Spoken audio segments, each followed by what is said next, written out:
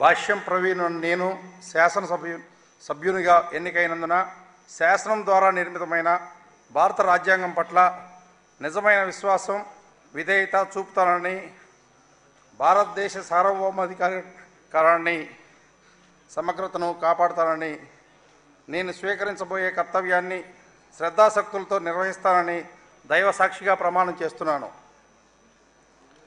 ఆంధ్రప్రదేశ్ శాసనసభ సభ్యుడినైన భాష్యం ప్రవీణ్ అనే నేను సభ నియమాలకు కట్టుబడి ఉంటానని, వాటిని అనుసరిస్తానని, సభ మర్యాదలను పాటిస్తానని, సంప్రదాయాలను గౌరవిస్తానని దైవ సాక్షిగా ప్రమాణం చేస్తున్నాను.